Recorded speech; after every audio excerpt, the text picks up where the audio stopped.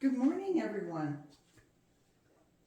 Happy Sunday, and most importantly, happy Mother's Day to all the mums out there, all the moms out there, all the mothers out there, all the ladies who take care of someone, even if you're just nurturing your worms.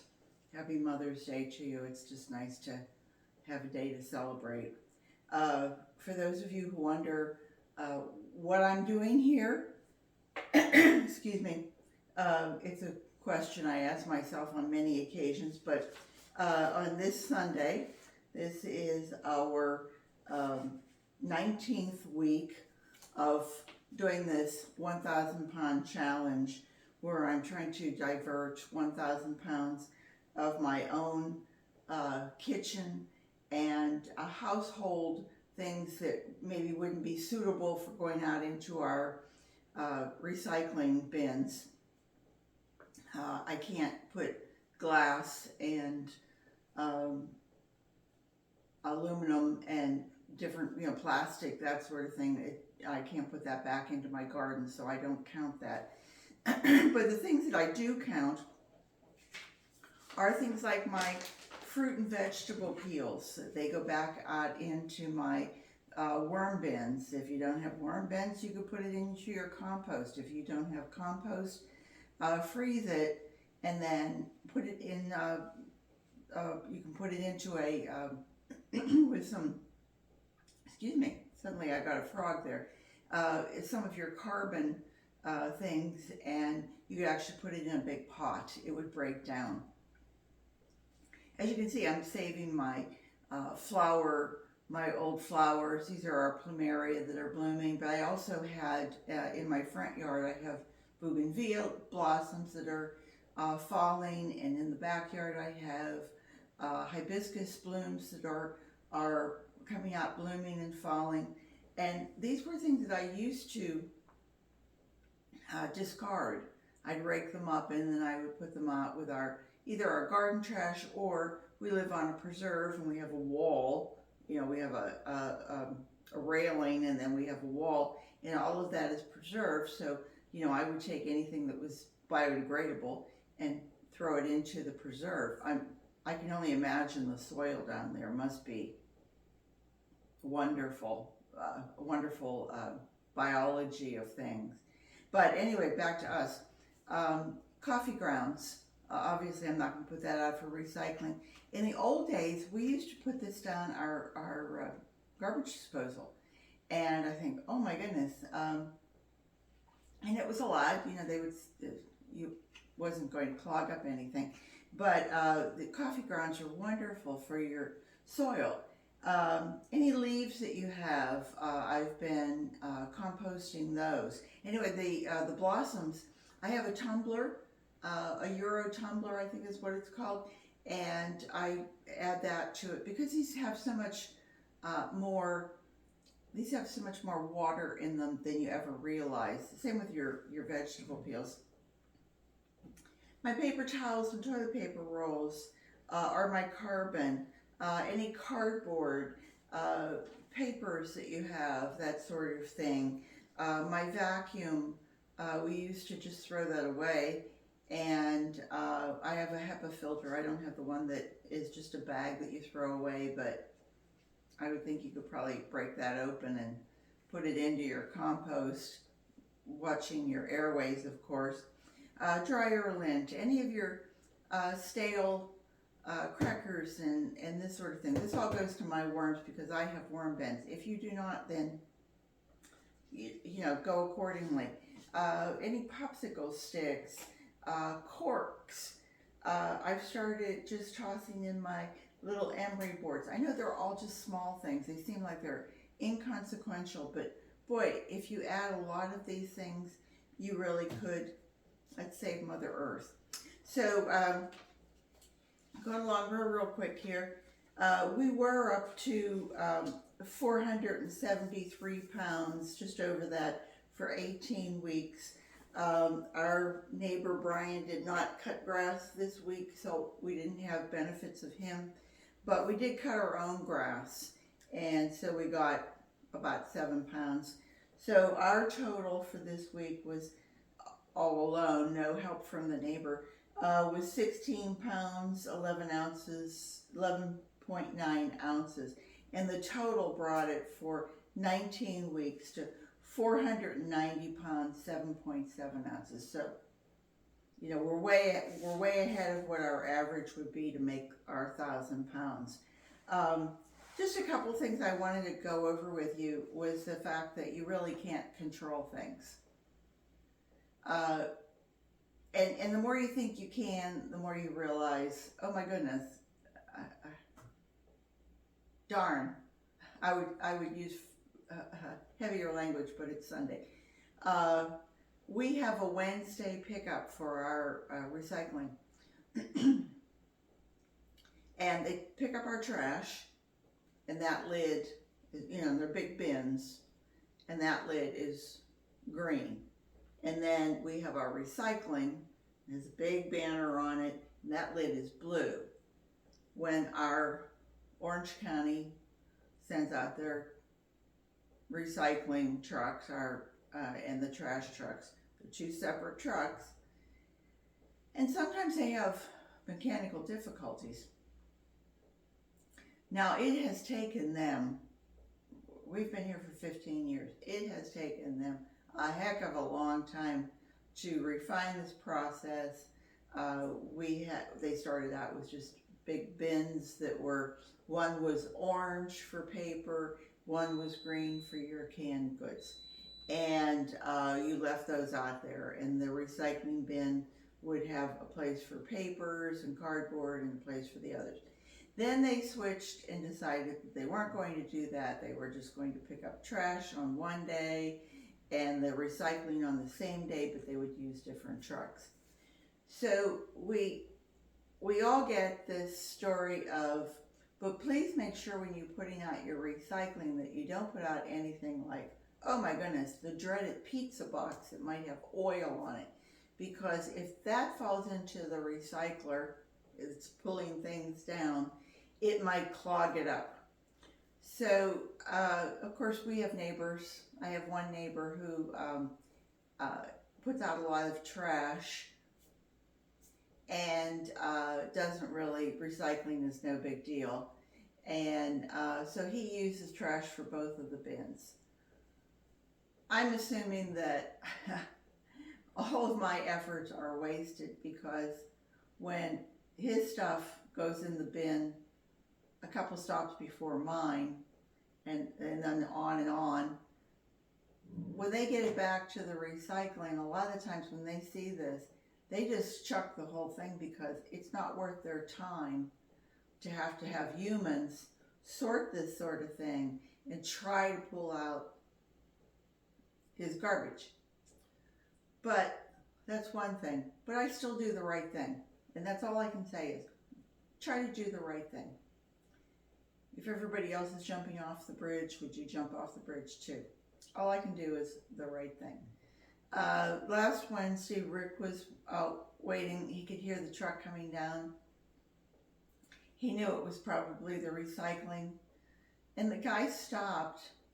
And as he was going down the street, he was picking up everybody's garbage and recycling and just throwing it in. Next house, garbage and recycling, throwing it in. Garbage and recycling. Rick walked out and looked at him, and they made apparent eye contact. All of a sudden, the guy wasn't doing trash. He was just picking up the recycling. So everybody has to be on board. I'm not the recycling police. I'm not the Save Mother Earth police. I can only do what I can do. So all I can say is if you're the person who tries to do the right thing, God bless you.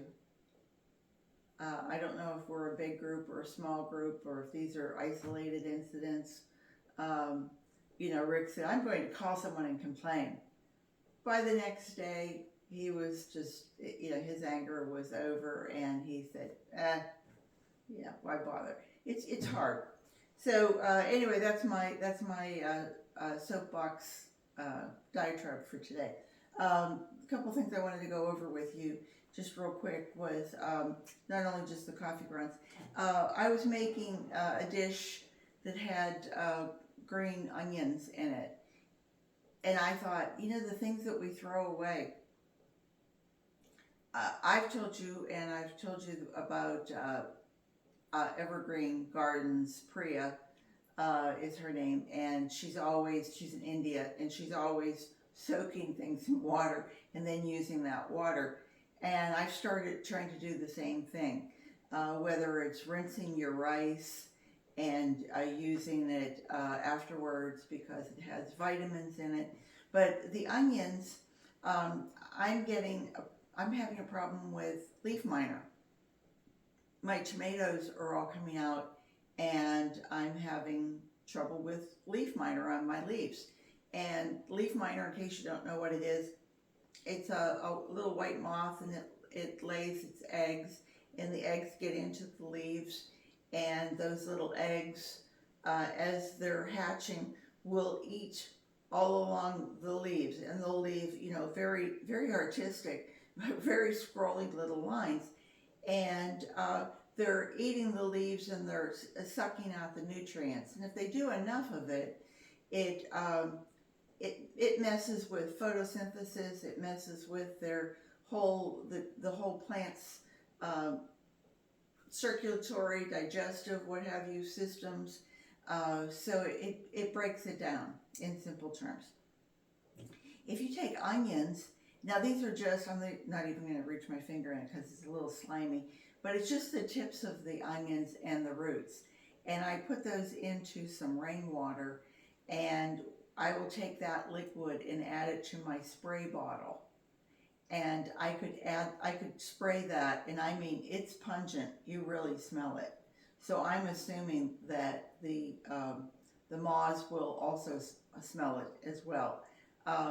I also added a little bit of neem oil, not a whole lot, but just a little. And I know that neem oil is organic, and I can use that. So I figure it's like George Foreman says, 1-2 punch. And I've noticed I've done it twice now, and I'm going to go ahead because I have more onions, I'm going to do it again.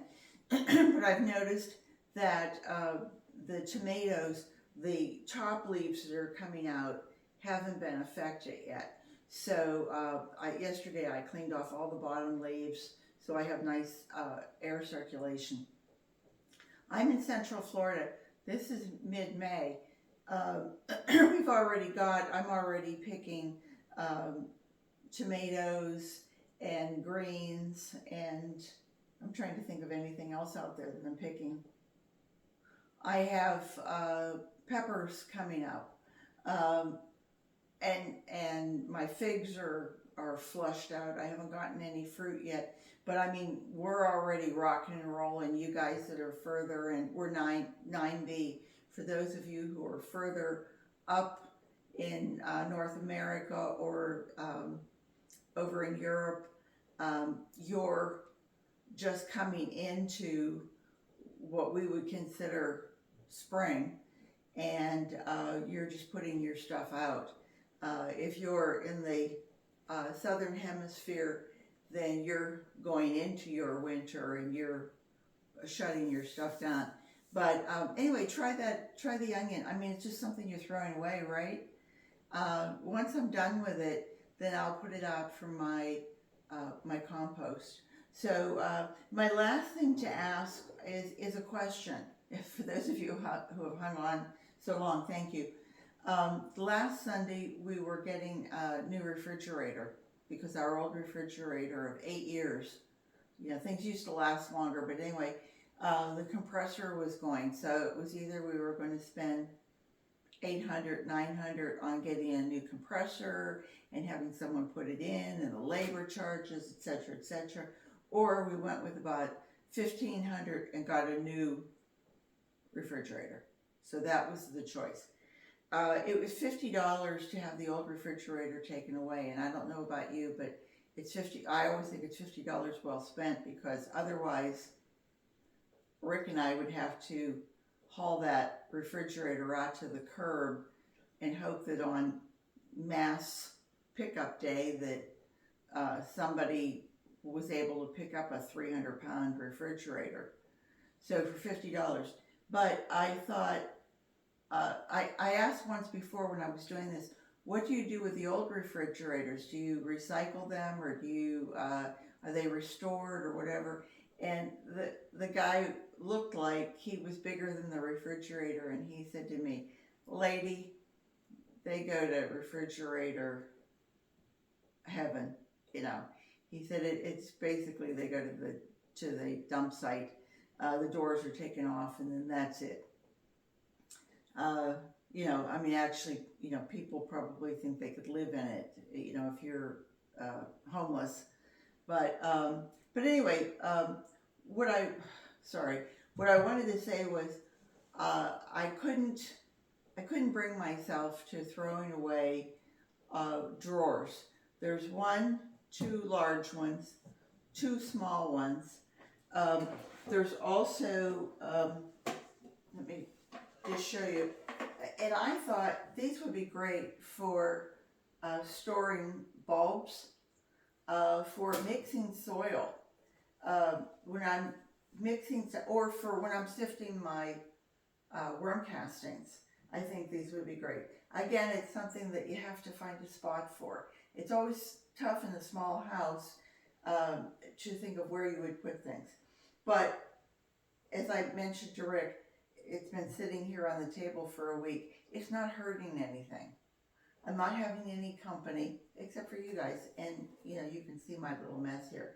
But if you can think of things that I could do with these, please suggest it in the down below. Also, there's, you know, the plates that go on top of it.